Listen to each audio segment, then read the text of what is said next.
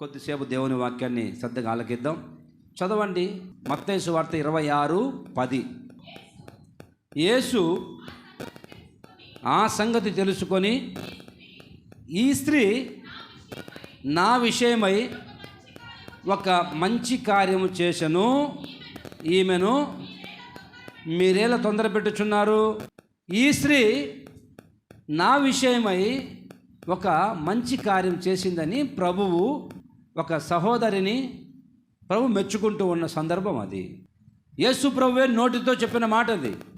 ఈ స్త్రీ నా విషయమై ఒక మంచి కార్యం చేసింది అని ప్రభు చెబుతున్నాడు ఒక ఆమె గురించి. ఒకరోజు యేసు ప్రభువుని కుష్ఠవ్యాధి బాగైన తర్వాత ఒక వ్యక్తి ఇంటికి పిలిచాడు. ప్రభు ఆ ఇంటికి వెళ్ళాడు. ఆ ఇంటికి వెళ్ళి భోజనానికి వెళ్ళి కూర్చున్నాడు. ఆ ఇంటి యజమాని ఇక యేసు ప్రభువుకి రకరకాల వంటకాలు సిద్ధపరుద్దాం, భోజనాలు చేద్దాం, ప్రభువుకి అన్ని రకాలు వండి పెడదాం, ప్రభు తృప్తిగా వెళ్ళాలి అని చెప్పి భోజన పదార్థాలు చేసే విషయంలో నిమగ్నం అయిపోయాడు ఇంటి యజమాని. అందరూ వచ్చి ఆ ఇంట్లో వచ్చి కూర్చొని యేసు ప్రభు మాట్లాడుతూ బోధిస్తూ వాక్యం చెబుతూ ఉంటే అందరూ వింటున్నారు. ఈ లోపల ఎక్కడి నుంచో వచ్చింది ఒక స్త్రీ, ఒక సహోదరి వచ్చి నేరుగా వచ్చి యేసు ప్రభు ఆ ఇంట్లో కూర్చొని ఉంటే రావడంతోనే ఒక విలువైన అత్తరు బుడ్డి, విలువైన సెంటు సీసా తీసుకొచ్చి అలా పగలగొట్టి ఆ సెంట్ అంతా యేసు ప్రభు తల మీద పోసింది. ఇప్పుడు తల మీద పోసిందో నడినెత్తి నుంచి అరికాలు వరకు ఆ సెంట్ అంతా ఆ పరిమళ ద్రవ్యం అంతా ఆయన మీద కారుతూ వచ్చింది. ఆ పరిమళ వాసన ఎప్పుడైతే వ్యాపించిందో అది మొత్తం ఆ ఇంట్లో నుంచి అలా బయటికి వీధి అంతా వ్యాపించి, ఎక్కడి నుంచి వస్తుంది పరిమళ వాసన, ఎక్కడి నుంచి వచ్చింది పరిమళ వాసన, ఎక్కడి నుంచి వస్తుంది సువాసన అని అందరూ చూస్తూ ఉన్నారు. దేవుని స్తోత్రం కలుగును గాక. Praise the Lord. చూస్తూ ఉంటే ఈ లోపల అక్కడ ఉన్న వాళ్ళు అరే ఎంత పొరపాటు చేసింది ఏమా, కొంచెమన్నా నీకు ఇంకిత జ్ఞానం ఉందా? బుద్ధి లేని పని చేసావు, ఎంత అమాయక పని చేసావు, అంత విలువైన అత్తరు బుడ్డి పగలగొట్టడం ఎందుకు, ఆయన తల మీద పడడం ఎందుకు?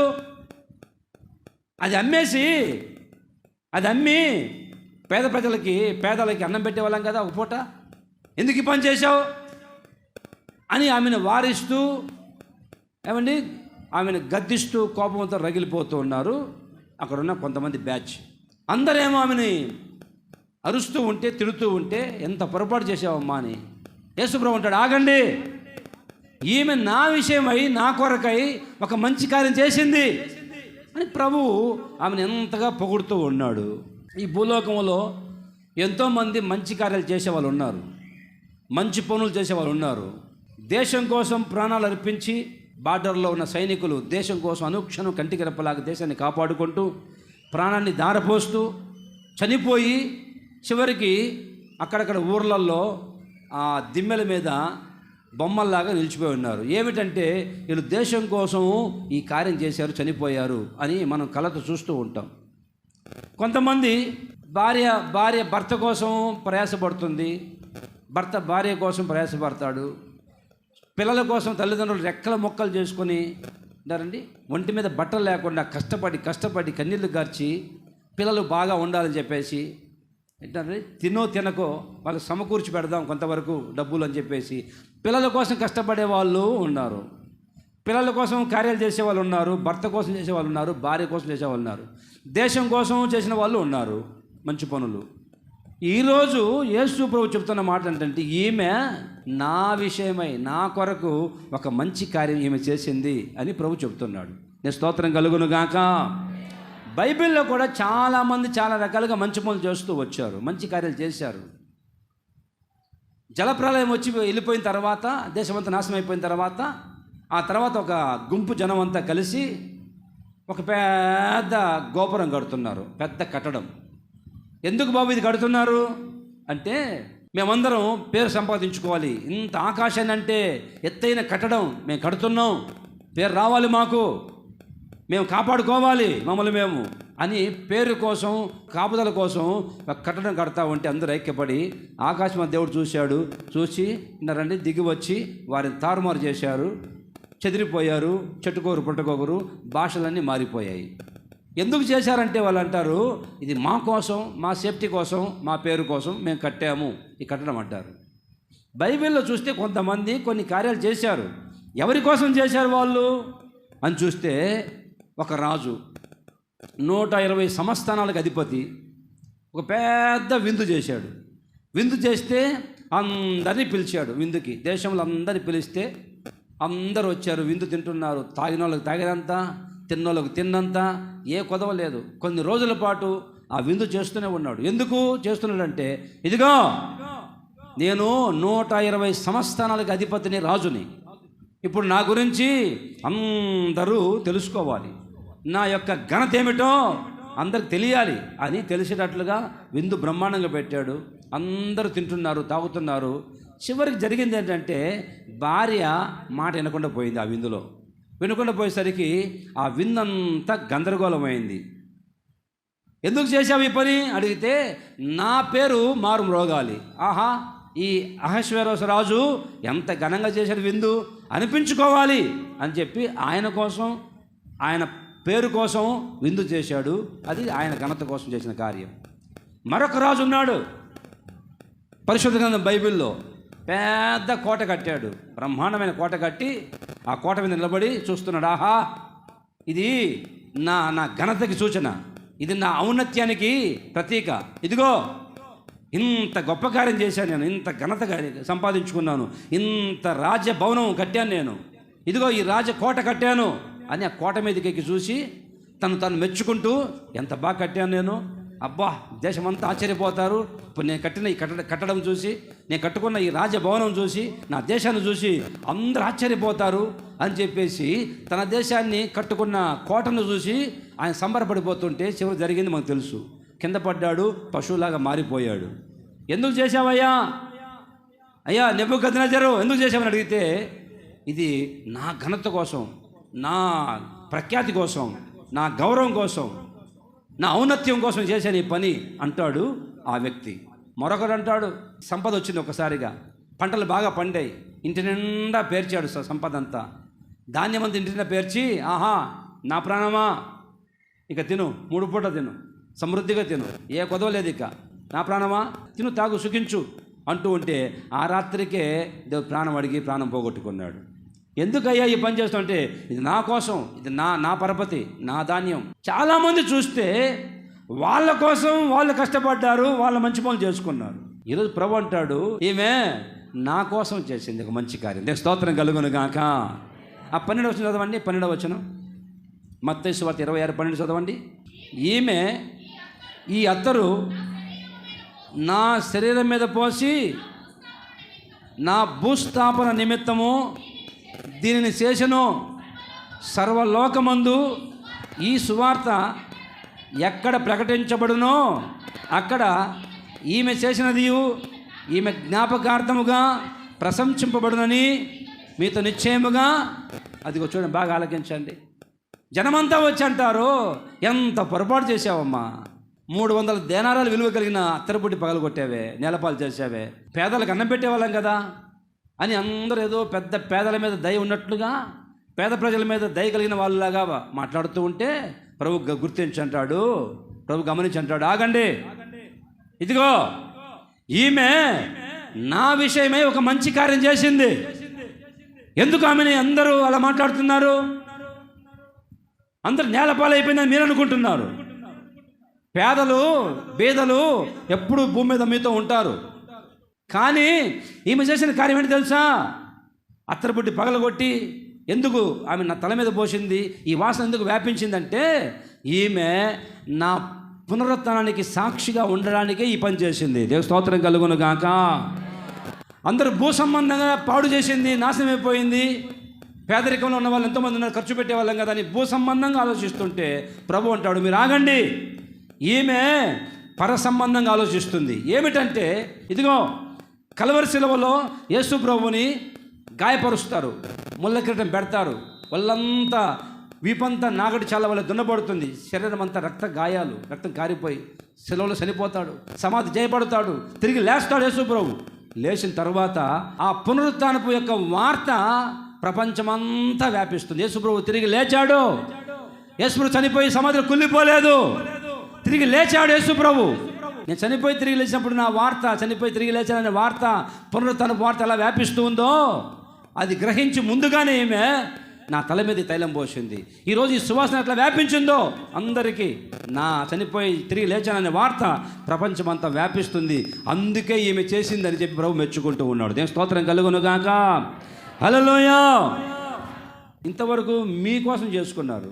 ఈ రోజు వరకు, ఇప్పటి వరకు నీవు నీ కోసం, నీ కుటుంబం కోసం, నీ పిల్లల కోసం, నీ బంధువుల కోసం ఎన్నెన్నో ప్రయత్నాలు చేసి కట్టుకున్నావు, చేసుకున్నావు, అన్ని కార్యక్రమాలు. నా కోసం ఏం చేశావు, నా నిమిత్తం ఏం చేశావు నీవు అని ఈరోజు నిన్ను మెల్లగా ప్రభు అడుగుతూ ఉన్నాడు. అమ్మా సహోదరి, నీ కోసమే చేసుకుంటున్నావు అన్ని కార్యక్రమాలు. ఇప్పటి వరకు పుట్టి పెరిగి పెద్దవాళ్ళైన తర్వాత ఈ రోజు వరకు నా కోసం ఎంపర్లాడావు. మరి నా విషయం ఏం చేశావు, నా కోసం నువ్వేం చేశావు? ఆ సహోదరిని ఎంతగా ప్రభు మెచ్చుకుంటున్నాడు. అలాగే మనలందరినీ ప్రభు మెచ్చుకొనుగాక.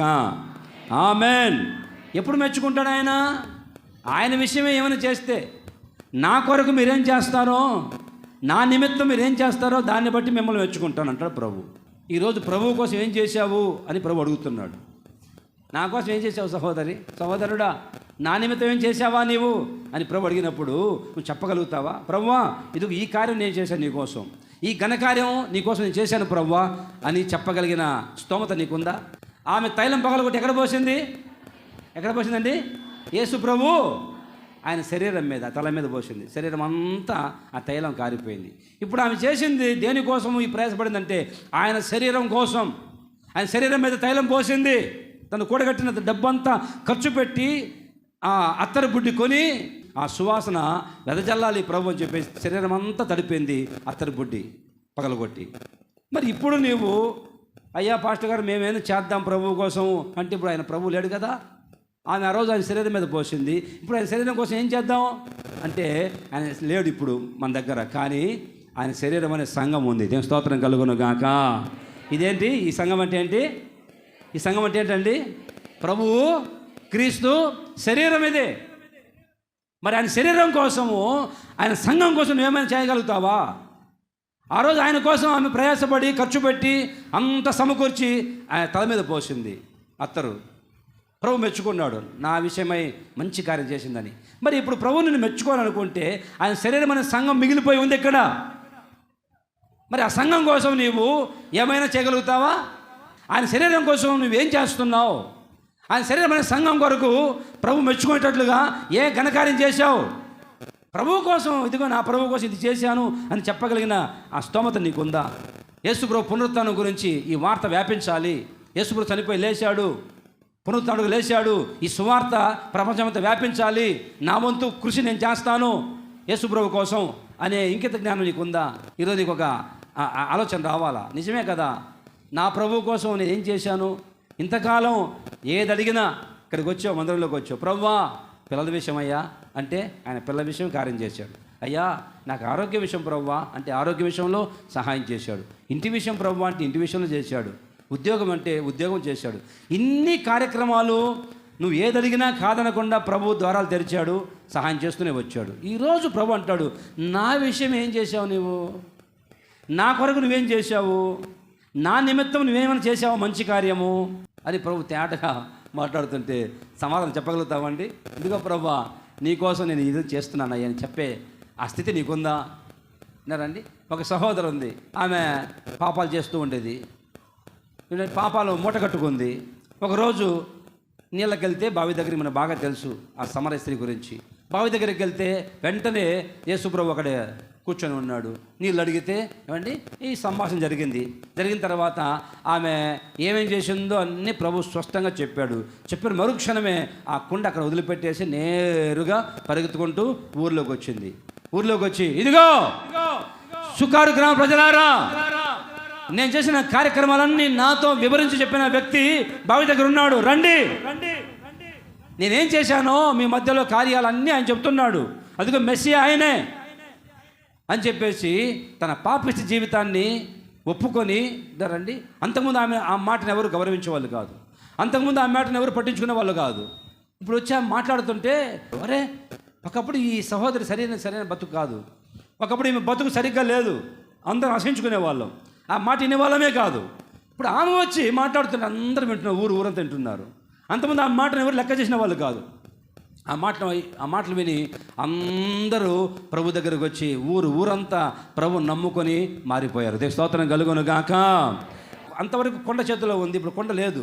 ప్రభు కోసము ఆమె పాపాన్ని వదిలిపెట్టి కొండ వదిలిపెట్టి వచ్చి ప్రభు దగ్గర నిలబడి అంటారండి, ఆ ప్రభు వైపు తిప్పింది జనానంతా. ప్రభు మెచ్చుకుంటున్నాడు. చరిత్రలో లిఖించబడింది ఆ చరిత్ర ఆమె గురించి. ఈమె నా కొరకు ఒక కార్యం చేసింది, నా వైపు అనేకులు తిప్పింది, ఈమె నా విషయం మంచి కార్యం చేసిందని.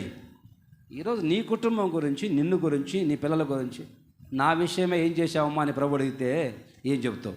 ఇంతవరకు నీ కోసమే అన్ని అడిగావు, పొందుకున్నావు మందిరంలోకి వచ్చి, అన్ని ప్రభు ధారాళంగా ఇచ్చుతూ వచ్చాడు. ఇప్పుడు నా కోసం ఏం చేసావు? ఇదిగో నా సంఘం ఉంది కదా, నా శరీరమైన సంఘం ఉంది కదా, నా నిమిత్తం ఏం చేశావా అని అడిగితే ఆ సంఘ భారం భరించే వ్యక్తిగా నువ్వు ఉన్నావా? సంఘం కోసం ప్రయాసపడి ప్రార్థించే వ్యక్తిగా, కన్నీళ్లు కార్చి సంఘం కోసం, సంఘ క్షేమం కోసం, ఈ సంఘం వాళ్ళందరూ క్షేమంగా ఉండాలి, ఈ సంఘం వర్ధిల్లాలి, ఈ సంఘం కోసం ఉపవాసం ఉంటాను, ప్రార్థన చేస్తాను, సంఘం కోసం ఖర్చు పెడతాను, నా దేవుని సువార్త వినిపించాలి, అనేక చోట్ల ఆయన పునరుత్థానం అనేకమంది తెలియాలి, ప్రభు లేచాడనే సువార్త వినిపించాలి, దానికోసం ప్రయాసపడతాను అనే ఇంకిత జ్ఞానం నీకుందా ఈరోజు? మరి మనం ఈరోజు ప్రభు కొరకు, ప్రభువా నీ కొరకు నేను త్యాగం చేస్తాను, నీ కోసం నేను ఏమైనా చేస్తాను, ఎంతకని తెగిస్తాను, ఈ సంఘమని ఈ శరీరం కోసం నేను ప్రయాసపడతాను, పాటుపడతాను, పరిచయం చేస్తాను, ప్రార్థన చేస్తాను, ఉపవాసం ఉండి కన్నీళ్ళు కారుస్తాను, నీ పునరుత్థానం గురించి అనేక తెలిసేటట్టుగా నా వంతు నేను సహాయం చేస్తాను ప్రభు అని తెగించి కనుక నువ్వు వస్తే నా ప్రభు అంటాడు, ఇదిగో వీళ్ళు నా కొరకు చేశారని ప్రభు మెచ్చుకొనుగాక. ఈరోజు మనము మన ప్రభు కోసం ఏం చేయాలి? ఒక వ్యక్తి ప్రార్థన చేసుకుంటున్నాడు, మోకరించి ప్రార్థన చేసుకుంటూ ఉంటే వెంటనే ఒక దర్శనం కనిపించింది. ఆ దర్శనంలో సింహాసనం మీద కూర్చున్న దేవాది దేవుడు, తెల్లని బట్టలు, మెరిచిపోతున్న బట్టలు, దేవుడు కనిపిస్తున్నాడు, దేవదూతలు కనిపిస్తున్నారు. ఎప్పుడైతే ప్రార్థన చేస్తున్నప్పుడు దర్శనం కనిపించి దేవుడు కనిపించాడో దగ్గర కేకలేశాడు, అయ్యో నేను పాపిని, నేను పాపాత్ముని, నేను దేవుని చూశాను, నా కంటికి దేవుడు దర్శనం కనిపించాడు, దర్శనంలో నా దేవుడు నాకు కనిపించాడు, నేను పాపిని అని ఏడుస్తూ కేకలేస్తూ బిగ్గరగా ఈ పాపాత్మునికి దేవుడు దర్శనం ఇచ్చాడే అని పశ్చాత్తాపం ఏడుస్తూ ఉంటే నేరుగా ఒక దూత దిగి వచ్చింది. దూత దిగి వచ్చి అక్కడ కాలిపోతున్న ఒక నిప్పు తీసుకొని పాపిని అని కేకలేస్తూ ఉంటే వచ్చి ఆ నిప్పు తీసుకొని అతని పెదాలకు తాకిచ్చింది. వెంటనే అతని పాపం అంతా ప్రాయశ్చిత్తం అయిపోయింది. స్తోత్రం కలుగును గాక. హల్లెలూయా, ప్రైజ్ ది లార్డ్. పాపం తొలగిపోయింది. ఇప్పుడు ప్రభు మెల్లగా ఒక మాట అడిగాడు అతన్ని. ఆ వ్యక్తితో ఒక మాట ప్రభు అడిగాడు. చదవండి యెషయా గ్రంథం 6వ అధ్యాయం 8వ వచనం చదవండి. అప్పుడు బాగా ఆలకించండి. అప్పుడు నేను ఎవరిని పంపెదను? అదిగో ఆ మాటలో చూసుకోండి. మా నిమిత్తము ఎవడు పోతాడు? ఈమె నా విషయమై ఒక మంచి కార్యం చేసింది అని ప్రభు చెప్పాడు, మెచ్చుకున్నాడు. ఇప్పుడు అడుగుతున్నాడు ప్రభు, నా నిమిత్తము, మా నిమిత్తం ఎవరు వెళ్తారు? నా నిమిత్తం బయలుదేరి వెళ్ళేవాళ్ళు ఉన్నారా? ఎక్కడికయ్యా? నశించిపోతున్న లోకంలోకి. నిమిషానికి ఎన్నో వందల మంది పిట్టలు రాలిపోతున్నారు. అనేక మంది ప్రజలు రక్షణ లేక, మారు మనసు లేక, బాప్తిస్మం లేక, ప్రభు నమ్ముకోక ఎంతోమంది అన్యులు, విగ్రహార్థికులు నశించిపోయి నరకానికి వెళ్ళిపోతూ ఉంటే ప్రభు అంటాడు, నా నిమిత్తం ఎవరు వెళ్తారు? నా కొరకు ఎవరు వెళ్తారు? ఎటు చూసినా ఈరోజు ప్రపంచం నాశనం అయిపోతుంటే, జనమంతా నరకానికి వెళ్ళిపోతుంటే, నువ్వేమో నేను నా కుటుంబం క్షేమంగా ఉన్నాం, చాలు ప్రభు, మేము ప్రశాంతంగా ఉన్నాం, మేము బాగుపడ్డాం, మేము రక్షణ పొందాం అంటే, ఇదిగో ఈ పట్టణం నశించిపోయి ఎంతోమంది నరకానికి వెళ్ళిపోతున్నారు. ఎంతమంది చనిపోయి నరకానికి వెళ్తున్నారు. వాళ్ళ గురించి నీకు బాధ్యత ఉందా? వాళ్ళ గురించి నీకు అవగాహన ఉందా?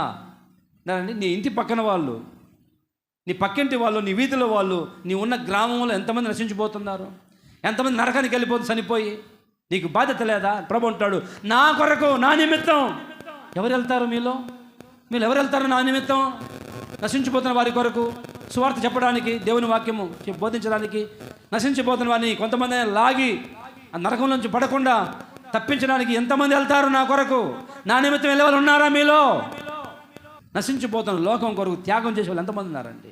మేము బాగుపడ్డాం చాలులే, మా కుటుంబం క్షేమంగా ఉంది చాలు, మా పిల్లలు క్షేమంగా ఉన్నాం చాలు, అంతవరకేనా? ఈరోజు ప్రభు అడుగుతున్నాడు, నా నిమిత్తం ఆమె నా విషయమై మంచి కార్యం చేసింది, ఇప్పుడు నా నిమిత్తం ఎవరు వెళ్తారు మీలో అని ప్రభు కోరుకుంటున్నాడు. నా నిమిత్తం నశించిపోతున్న వారి దగ్గరికి వెళ్ళి వాళ్ళు రక్షించగలుగుతావా అని ప్రభు కోరుకుంటున్నాడు అండి. నీకు స్తోత్రం కలుగును గాక. Praise the lord.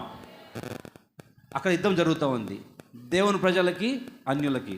దేవుని ప్రజలకి అన్యులకి యుద్ధం జరుగుతూ ఉంటే దేవుని ప్రజలు గడగడలాడిపోతున్నారు, భయపడిపోతున్నారు, వణికిపోతున్నారు, కేకలేస్తున్నారు.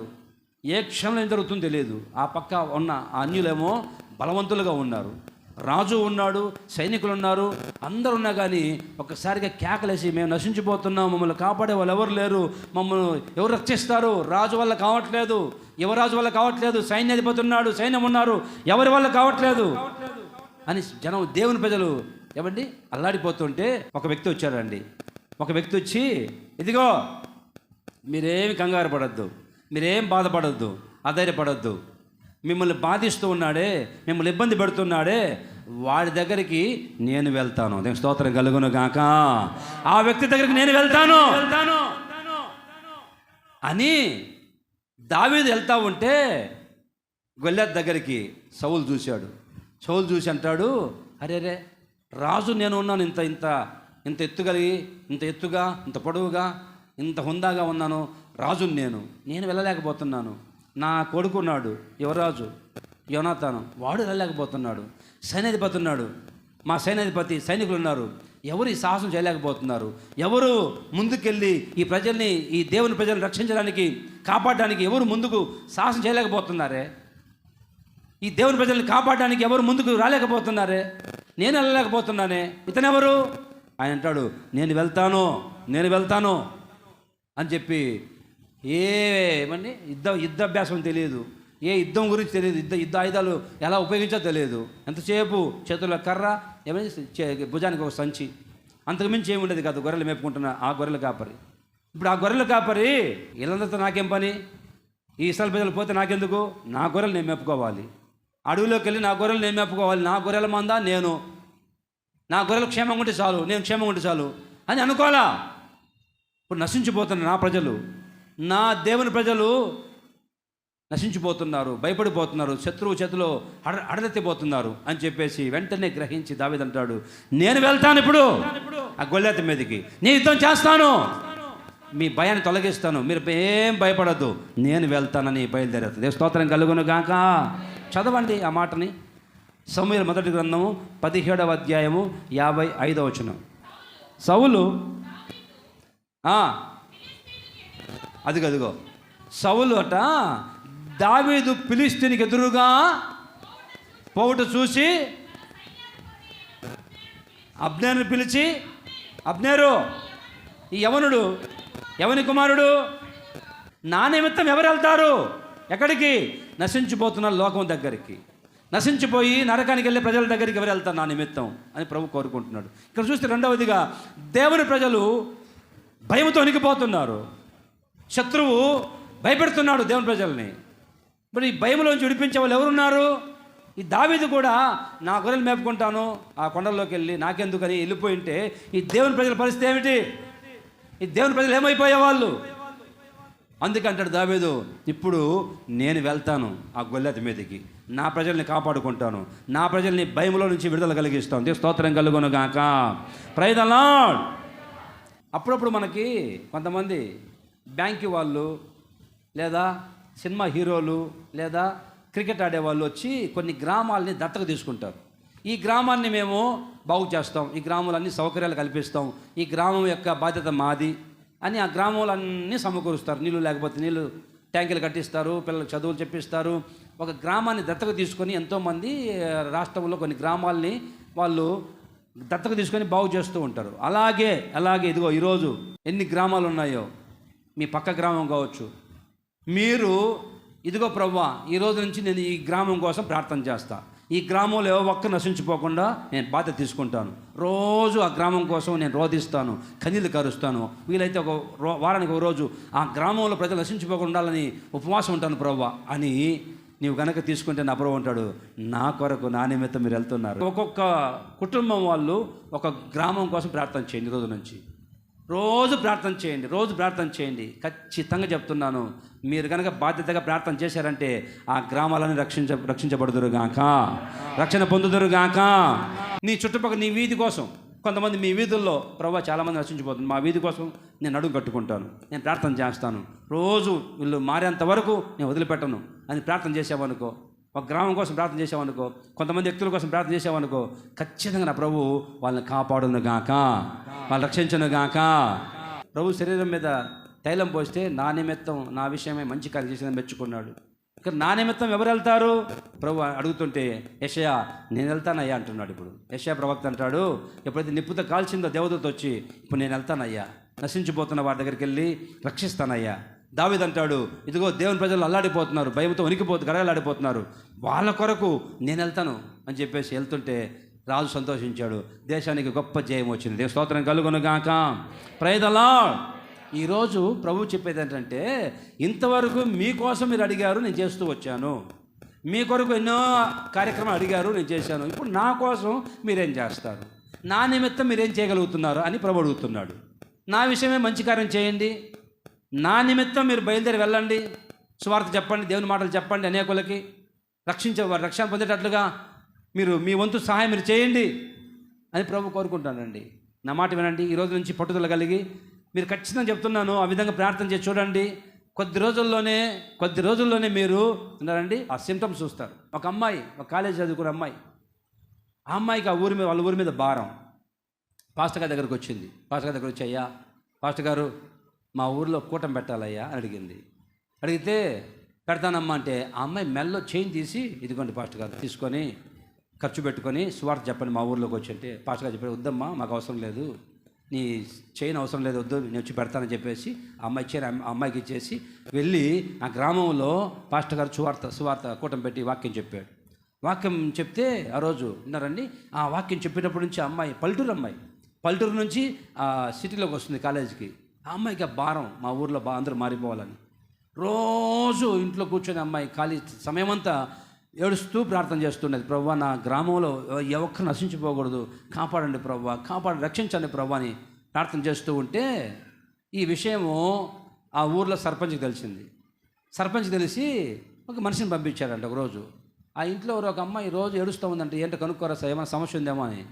వాడు వచ్చి ఆ గోడ దగ్గర చూసి నిలబడి వింటూ ఉన్నాడంట. అమ్మాయి చెప్తుంది, అయ్యా మా ఊర్లో అందరూ రక్షించండి అయ్యా, సర్పంచ్ గారిని రక్షించండి, మా ఊర్లో అందరూ రక్షించండి ప్రభు అని ప్రార్థన చేస్తూ ఉంటే రండి ఈ విషయం పోయి ఆ సర్పంచ్ చెప్పాడు, అయ్యా అమ్మాయి ఏడ్చేది అమ్మాయి కోసం కాదయ్యా, ఊర్లో అందరూ రక్షణ పొందాలి, కాపాడాలని అమ్మాయి ప్రార్థన చేస్తుంది అని చెప్పాడు సర్పంచ్ గారికి. మళ్ళీ అమ్మాయి వచ్చింది పాస్టర్ గారి దగ్గరికి, అయ్యా ఇంకొకసారి కూటమి పెట్టండి అయ్యా మా ఊర్లో. ఈసారి కూటమి పెట్టాడు. నేను స్తోత్రం కలుగును గాక. కూటమి పెడితే ఆ ఊర్లో మొత్తం బ్రాహ్మిన్స్, పూజారులు, అన్ని కులాల వాళ్ళు వచ్చి కూర్చున్నారు. కూర్చొని వాక్యం వింటున్నారు. వాక్యం విని ఆ తర్వాత వాక్యం అయిన తర్వాత ఆ సర్పంచ్ గారు వచ్చారు పాస్టర్ గారి దగ్గర. అయ్యా పాస్టర్ గారు, నేను ఎంతోమంది చూసాను ఆడపిల్లల్ని, ఈ యవన వయసులో విన్నారండి మేకప్లు వేసుకొని ఎగురుతుంటారయ్యా, కానీ ఈ పిల్ల మాత్రం మా ఊర్లో, అయ్యా పాస్టర్ గారు ఎప్పుడు ఏడుస్తూనే ఉంది, కన్నీళ్ళు కారుస్తుంది, ఎందుకు ఏడుస్తుందో చూస్తే ఊరందరూ రక్షణ పొందాలని అని ఆ పాస్టర్ గారి దగ్గరికి వచ్చి ఆ సర్పంచ్ గారు చెప్తుంటే పాస్టర్ గారు ఆశ్చర్యపడిపోయారు. చివరికి వింటారండి, జరిగిన సంభవం ఇక్కడే మన గుంటూరు జిల్లాలోనే. మీటింగ్లు పెడితే ఆ ఊరు నుంచి వచ్చి దాదాపు 85 మంది బాప్తిసం పొందారు. దేవుని స్తోత్రం కలుగును గాక. 85 మంది ఒకేసారి రక్షణ పొంది బాప్తిసం పొందారు పాస్టర్ గారి దగ్గర ఒకేసారి. మరి యవనస్తులు చూడండి, ఒకసారి ఆలకించండి. మరి ఏ భారం ఏది? నీ కుటుంబం ఎంతమంది నశించిపోతున్నారు, నీ ఇంటి పక్కల ఎంతమంది నశించిపోతున్నారు, వాళ్ళ కోసం భారం కలిగి ఉపవాసం అండి, కన్నీళ్ళు కార్చి, అయ్యే ఈ త్రాగుబోతు మారిపోవాలి, ఈ వ్యక్తులు మారిపోవాలి, నా గ్రామం మారిపోవాలి, ఏమైనా బాధ్యత ఉందా నీకు? నా నిమిత్తం ఎవరు వెళ్తారు? నేను వెళ్తానయ్యా. యెషయా ప్రవక్త లేచాడు, దావీదు లేచాడు దేవుని ప్రజల కోసం, నశించిపోతున్న వారి కోసం యెషయా ప్రవక్త లేచాడు. ఈరోజు ఎంతోమంది రక్షణ పొందకు చస్తున్నారే, నీకంటే ఒక బాధ్యత లేదా? ప్రభు అంటాడు, ఇంతవరకు మీరు అడిగారు, నేను చేస్తూ వచ్చాను, ఇప్పుడు నా కోసం మీరు ఏం చేస్తారు? నా నిమిత్తం వెళ్తారా అని. దేవుని స్తోత్రం కలుగును గాక. Praise the Lord. మరొక విషయం చెప్తాను. ఆయన కోసం ఏం చేయాలి, ఆయన నిమిత్తం ఏం చేయాలి? మార్కు సువార్త 10వ అధ్యాయం 28, 29 చదవండి. పేతురు, ఇదిగో మేము సమస్తమును విడిచిపెట్టి నిన్ను వెంబడించితిమి ఆయనతో చెప్పసాగాను. అందుకు యేసు ఇట్లా నేను అదిగో నా నిమిత్తము సువార్త నిమిత్తమును ఇంటినైనను అన్నదమ్ములనైనను అక్క చెల్లెండ్రనైనను తల్లిదండ్రులనైనను పిల్లలనైనను భూములనైనను విడిచిన వాడు ఇప్పుడు ఇహమందు హింసలతో పాటు 100 ఇండ్లను అన్నదమ్ములను అక్క చెల్లెండ్రను తల్లులను భూములను రాబో లోకమందు నిత్య జీవము పొందుకుంటారు. దేవుని స్తోత్రం కలుగును గాక. హల్లెలూయా. ఇదిగో భక్తి చేసే వాళ్ళంతా వచ్చారు, శిష్యులు. యేసుప్రభువు నమ్ముకొని భక్తి చేసే శిష్యులంతా వచ్చి, ప్రభువా బోధకుడా, మేము అన్నీ వదిలిపెట్టామయ్యా, వాళ్ళ దోనె అన్నీ వదిలిపెట్టేసి నేను నెబ్బడిస్తున్నాం కదయ్యా, మాకేంటి పరిస్థితి అని అడుగుతూ ఉంటే ప్రభు చెప్పాడు, నా నిమిత్తం. ఎవరి నిమిత్తం? నా నిమిత్తం కనుక నీవు ఏదైనా వదిలిపెట్టుకుంటే, నా నిమిత్తం కనుక నువ్వు ఏదైనా త్యాగం చేస్తే, నా నిమిత్తం ఏది వదులుకుంటావో ఈ భూమి మీద, నా నిమిత్తం, నా కోసం, నా కొరకు, నా విషయమై ఈ లోకంలో 100 దీవించబడబోతూ ఉన్నావు. ఆమేన్. 100 పొందుకుంటావు. నా నిమిత్తం కనుక ఏవైనా త్యాగం చేస్తే, నా నిమిత్తం ఏదైనా ఖర్చు పెడితే, నా కొరకు ఏదైనా త్యాగం చేస్తే, నా నిమిత్తం చేసిన దానికి నా దేవుడు అంటాడు 100 నేను ఈ భూమి మీద ఇస్తాను. అంతేకాదు పరలోకములో ఏమిస్తాను? నిత్య జీవం ఇస్తాను. దేవుని స్తోత్రం కలుగును గాక. ఇప్పుడు మాకు అన్నీ వదులుకున్నాం ప్రభు కోసం ఎంత త్యాగం చేశాము. వీళ్ళు అంటారు, అయ్యా నీ కోసం, నీ నిమిత్తం అన్నీ వదులుకున్నాం ప్రభు, అక్క చెల్లెల్ని, అన్నదమ్ముల్ని, బంధువుల్ని, ఆస్తిపాస్తుల్ని, ఇళ్ళను వదిలిపెట్టాం ప్రభు. నా నిమిత్తం వదిలిపెట్టావా? 100 దీవెన పొందుకుంటావు. దేవుని స్తోత్రం కలుగును గాక. Praise the Lord. నా కొరకు త్యాగం చేస్తే, నా నిమిత్తం ఏది పోగొట్టుకున్నా తిరిగి నేను ఇస్తాను. ఎంతగా? 100 ఇస్తాను. ఎవరు పోగొట్టుకున్నావు? సొంత బంధువులు పోగొట్టుకున్నావా నా నిమిత్తం? అందరూ దూరం అయిపోయావు నా నిమిత్తం? ఒకసారి మోషే కొండ మీదకి వెళ్ళాడు. కొండ మీదకి వెళ్ళి దేవునితో మాట్లాడుతుంటే కొండ కింద ఇశ్రాయేలు ప్రజలు దారి తప్పిపోయారు. మోషే రావట్లేదు అని చెప్పేసి వెంటనే ఒక దూడని బొమ్మ చేసుకొని, దూడ బొమ్మని నిలబెట్టి ఇక ఆరాధిస్తున్నారు. దాని చుట్టూ తిరుగుతూ, బొమ్మ చుట్టూ, మమ్మల్ని రక్షించింది నువ్వే ప్రభువా, నువ్వే యోగ్యుడు అయ్యి ఆరాధనకు. దానికి ఆరాధిస్తున్నారు. విగ్రహానికి, దూడ బొమ్మకి ఆరాధిస్తూ ఉంటే బంగారు బొమ్మకి దేవుడు చూశాడు. అంటే మోషే, ఈ ప్రజలు దారి తప్పిపోయారు, త్వరగా తిరిగి వెళ్ళిపో అన్నాడు. వచ్చేసరికి చూస్తే ఇంకేముంది, భజన చేస్తున్నారు. భజన తీసుకుని తప్పెట తీసుకొని ఆ బొమ్మ చుట్టూ, ఇదిగో ఇదే మమ్మల్ని రక్షించింది, ఐగుప్తు నుంచి కాపాడింది ఈ బొమ్మే, ఇదే దేవుడు మాకు అని కేకలేసి ఆరాధిస్తూ ఉంటే దేవుని కోపం వచ్చింది. అంటే అంటాడు, ఇశ్రాయేలు ప్రజలారా, దేవుని పక్షంగా ఉండే నా వైపు రండి అన్నాడు మోషే. దేవుని పక్షంగా ఎవరైతే ఉన్నారో ఇటు రండి అనేసరికి లేవీయులు వచ్చారు, లేవి గోత్రం వాళ్ళు వచ్చారు. వెంటనే చెప్పాడు, ఇదిగో ఎవరైతే తప్పు చేస్తున్నారో, పాపం చేస్తున్నారో, తల్లి వద్దు, చెల్లి వద్దు, అక్క లేదు, వదన లేదు, ముందు చంపిపడేను అన్నాడు మోషే. స్తోత్రం కలుగును గాక. లేవీలు చూశారండి, కత్తులు తీసుకున్నారు. వెళ్తుంటే ఎవరు తప్పు చేస్తుంటే, ఎవరు పాపం చేస్తుంటే, నా చెల్లె, అమ్మ నా తోడు పుట్టిందే, అమ్మ నా తోటి కోడలే, అమ్మ నా వదినే, మా అక్కే, మా ఏం లేదు, చంపుకుంటూ వెళ్ళిపోయారు. అక్క లేదు, తమ్ముడు లేదు, మొత్తం సంహరించి పడేశారు. దేవుని కోపం రగులుకోకుండా వాళ్ళు ఆ రోజు ప్రాయశ్చిత్తం చేశారు. ప్రభు అంటాడు, నా నిమిత్తం అక్క చెల్లెలైనా అన్నదమ్ములైనా ఎవరైనా వదులుకుంటే 100 ఇస్తా. దేవుని స్తోత్రం కలుగును గాక. Praise the Lord. తప్పు చేసేవాళ్ళు ఎవరైనా సరే, అక్కడ తప్పు చేసి వింటారండి, నీ కూతురైనా నీ కొడుకైనా నీ ఇంట్లో వాళ్ళు తప్పు చేస్తే దాచుకుంటావా? మూసిపెట్టుకుంటావా? ఆకారంలాగా తప్పు చేసి తప్పే ఖండించాలంతే, మొహమాటం లేకుండా. రోజు చెబుతున్నాడు, ఎవరైతే నా నిమిత్తం ఖర్చు పెడతారో, నా నిమిత్తం ప్రయాసపడతారో, వారికి ఈ లోకంలో భూమి మీద బతుకున్నంత వరకు 100 ప్రతిఫలం ఇస్తాను, అలాగే పరలోకంలో వారికి నిత్య జీవం ఇస్తాను. దేవుని స్తోత్రం కలుగును గాక. Praise the Lord. నా ప్రభు కోసం నువ్వు త్యాగం చేస్తే, నా ప్రభు కోసం ఏమైనా విడిచిపెడితే, నా ప్రభు 100 ఇవ్వబోతూ ఉన్నాడు. 100 ఇచ్చును గాక. ఆమేన్. నా నిమిత్తం ఖర్చు పెట్టావా పేతురు? నా నిమిత్తం అని వదిలిపెట్టావా? నా కోసం వదిలిపెట్టావా? అయితే 100 రెట్లు నీకు ఇవ్వబోతున్నాను. దేవుని స్తోత్రం కలుగును గాక. నువ్వు చేసే భక్తిలో దేవుని కొరకు రోషంగా భక్తి చేస్తే, నా దేవుని కొరకు నేను రోషంగా జీవిస్తాను, నా దేవుని కోసం ఈ విధంగా చేస్తాను నేను అని కనుక నువ్వు పూనుకొని దేవుని కోసం, నా దేవుని కోసం ఇలా చేస్తాను అని త్యాగం చేస్తానని త్యాగం చేస్తే నా ప్రభు ఊరుకోడు అంటాడు. 100 రెట్లు ఇవ్వబోతున్నాను మీకు. ఒకటి, ఆమె నా విషయమై మంచి కార్యం చేసింది. నా నిమిత్తం మీరు వెళ్తారా? నా కొరకు వెళ్తారా? నా నిమిత్తం అన్నీ వదులుకుంటారా? ఏమైనా త్యాగం చేస్తారా నా కోసం? 100 రెట్లు ఇస్తారు. చివరికి ఒక మాట చదువుతారు, లూకా సువార్త 7:23. నా విషయమై అభ్యంతరపడని వాడు ధన్యుడని దేవునికి స్తోత్రం కలుగును గాక. నా విషయమై అభ్యంతరపడద్దు, మీరు ధన్యులు అవుతారు. నా నిమిత్తం ఎవరైతే అభ్యంతరపడకుండా నిలబడతారో, చాలా అభ్యంతరాలు వస్తాయి రాబోయే రోజుల్లో. ఇప్పటికే కొన్ని రాష్ట్రాలు చూస్తున్నాం. కొన్ని రాష్ట్రాలలో క్రైస్తవుల్ని హింసలు పెట్టారు, క్రైస్తవుల్ని చంపేశారు. బైబిల్ పట్టిన వాళ్ళని ఏమండి నిర్దాక్షిణంగా అక్కడి ముక్కలు నరికి చంపేశారు. మత ఉన్మాదులు, మత పిచ్చోళ్ళు. కొన్ని చోట్లకి వెళ్తే బైబిల్ పట్టి ప్రార్థన చేస్తూ ఉంటే వాళ్ళని చంపి పడేశారు. ఇక్కడైతే మనం ప్రశాంతంగా ఉన్నాం. కానీ నీకు కొన్ని అభ్యంతరాలు రావచ్చు ప్రభువు నమ్ముకున్నందుకు. మీ ఇంట్లో వాళ్ళు కావచ్చు, వీధిలో వాళ్ళు కావచ్చు.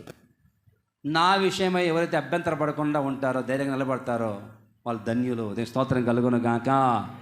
ప్రభు కొరకు నా విషయమై అభ్యంతరపడకూడదు.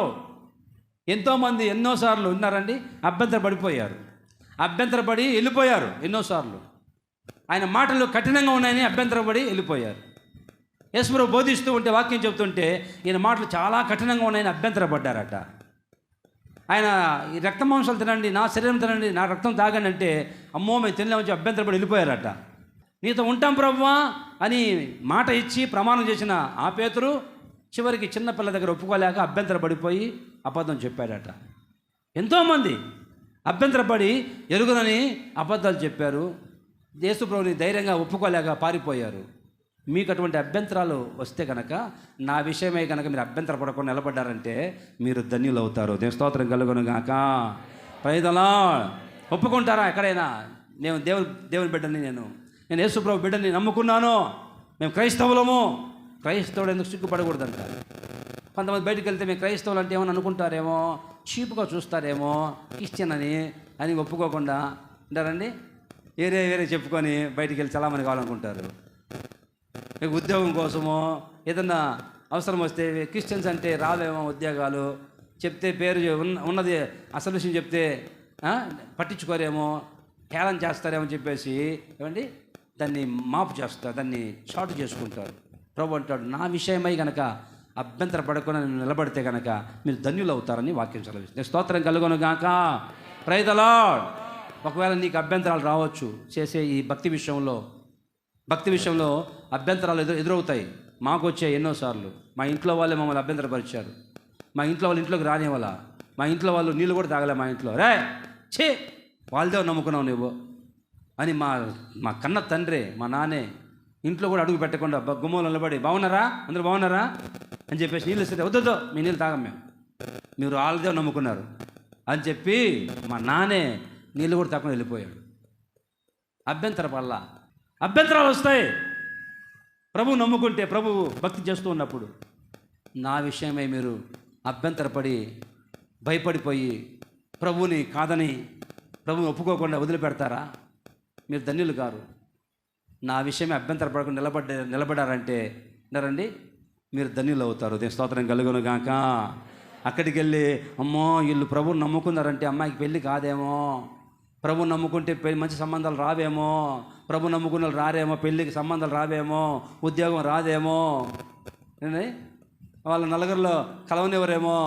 నా విషయమై ఎవరైతే అభ్యంతరపడకుండా ఉంటారో వాళ్ళు ధన్యులుగా మార్చబడతారు. దేవుని స్తోత్రం కలుగును గాక. ఇప్పుడు చెప్పండి, ఒకటి నా విషయమై మంచి కార్యం చేయండి, నా నిమిత్తం మీరు వెళ్ళండి, నా నిమిత్తం రోషంగా అన్నీ వదిలిపెట్టి భక్తి చేస్తే 100 రెట్లు అధికంగా ఇస్తాను. నా విషయమై అభ్యంతరపడకపోతే మీరు ధన్యులు అవుతారు. ఇంతవరకు ఇంతకాలం ప్రభువుని అడిగి పొందుకుంటూ వచ్చావు, ఎన్నో మేలు అనుభవించావు. ఇప్పుడు ప్రభు అంటాడు, నా కోసం, నా నిమిత్తం మంచి కార్యం చేస్తారా? నా నిమిత్తం బయలుదేరి వెళ్ళి సువార్త చెప్తారా? నా నిమిత్తం అన్నీ వదులుకొని రోషంగా భక్తి చేస్తారా? నా విషయమై అభ్యంతరపడకుండా ఉంటారా? మీరు ధన్యులు అవుతారు. లెసన్ బట్టి ప్రార్థన చేసుకుందాం. అందరూ నోటి తెచ్చి ప్రార్థన చేసుకోవాలి. ప్రేమాస్వరూపి పరిశుద్ధుడా, మీకు స్తోత్రాలు వందనాలు తండ్రి. ఇంతకాలం మీ ద్వారా ఎన్నో మేలు పొందుకుంటూ వచ్చాం, ఎన్నో అనుభవించాం నాయన. ఈరోజు తండ్రి మీరే స్పష్టంగా మాట్లాడుతున్నారు. నా కొరకు ఏం చేశావు? ఈ స్త్రీ నా విషయమై ఒక మంచి కార్యం చేసింది. నా నిమిత్తం ఎవరు వెళ్తారు? నా నిమిత్తం వదులుకుంటే నూరంతగా దీవిస్తాను. నా విషయమై అభ్యంతర పడకుండా నిలబడితే మీరు ధన్యులు అవుతారని చెప్తూ వచ్చాను. మీకోసం జీవిస్తాం అయ్యా, నీ కొరకు సాక్షిగా ఉంటాం నాయన. అయ్యా నీ కోసం మేము బ్రతుకుతాం తండ్రి. నీ కొరకు ఎంత త్యాగమైన మేము చేస్తాం ప్రభువా. దీవించండి. బిడ్డలందరూ ఈ రోజు నుంచి ఒక తీర్మానం కలిగి ముందు కొనసాగడానికి సహాయం చేయండి. నీ చేతికి అప్పగిస్తున్న కృపలో భద్రపరచమని యేసు నామములో అడుగుచున్నాము తండ్రి, ఆమేన్. మన తండ్రి అయిన దేవుని ప్రేమ, కుమారుడైన కృప, పరిశుద్ధాత్మ దేవుని సన్నిధి సహవాసం తోడుగా నడిపించును గాక. ఆమేన్. హల్లెలూయా, హల్లెలూయా, హల్లెలూయా.